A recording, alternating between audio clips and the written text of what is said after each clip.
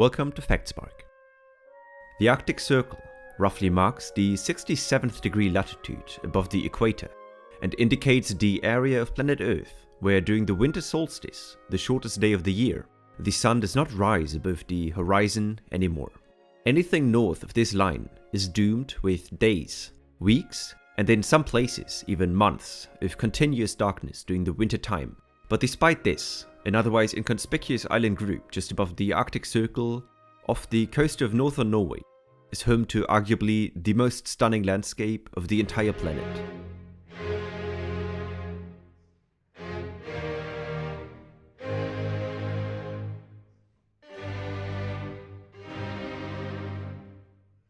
All along the 175 kilometers of the Lofoten archipelago, unbelievable bedrock formations are shooting out of the Atlantic Ocean, towering over the lush and narrow coast strips.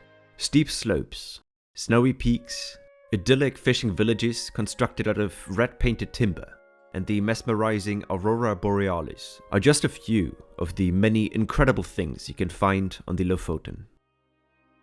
The Lofoten cover hundreds of small islands and rocks penetrating the water surface, but the majority of the 24,500 inhabitants live on one of these 7 main islands.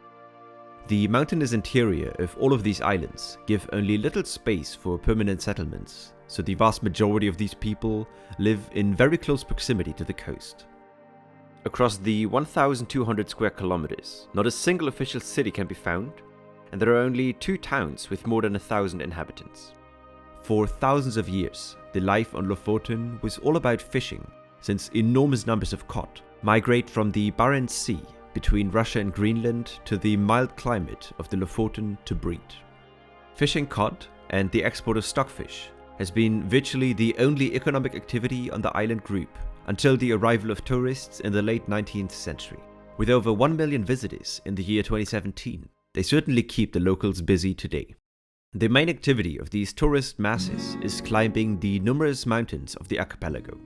Even though the highest peaks are just above 1,000 meters tall, which sounds tiny compared to the Alps or many other mountain ranges, the climbed altitude is not distorted by an elevated starting point, since most trails start at water level.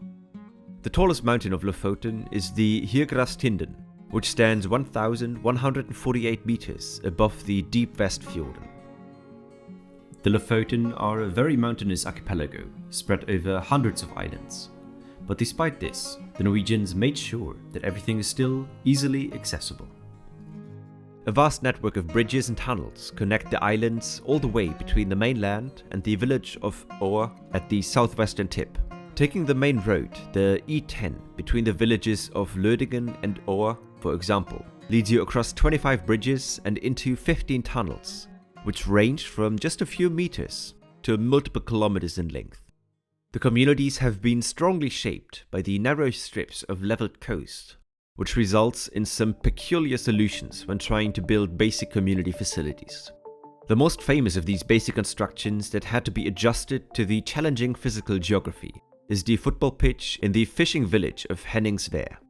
The little but picturesque village houses just 510 inhabitants, and the Haugen IL football club, which plays their home matches on this pitch, which has been carved into the bedrock around 100 meters outside the village. Unique places like Haugen are the reason why over 1 million tourists per year make their way up to this archipelago above the Arctic Circle. This, however, is also a massive strain on the local communities and the fragile environment. In Norway, the budget of the municipalities which take care of local infrastructure such as public transport, public bathrooms, and trail maintenance is determined by the number of residents in a given municipality. Considering that the archipelago is home to only 24,500 residents, the process of fitting out the Lofoten with suitable infrastructure to serve 1 million tourists is reason to worry. The right to roam is a law in Norway which allows everybody to roam uncultivated, meaning public land.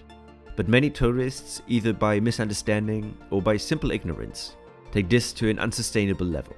Pitched tents on cemeteries, parked cars on crucial roads, and beaches which are turned into public toilets are just a few of the strains that the locals have to deal with. and the constrained public budgets are struggling to build parking lots, camping areas, and public restrooms to keep up with the inflow of tourists. The introduction of a tourism tax has been proposed by local municipalities and the tourism industry, but the idea to keep tourism in Norway competitive has put this initiative on hold for now. If you ever get to visit the Lofoten, please keep this in mind to ensure that the most beautiful archipelago in the world stays this way for far into the future. I hope you enjoyed the video. Leave a like and subscribe if you want to see more like it. Cheers.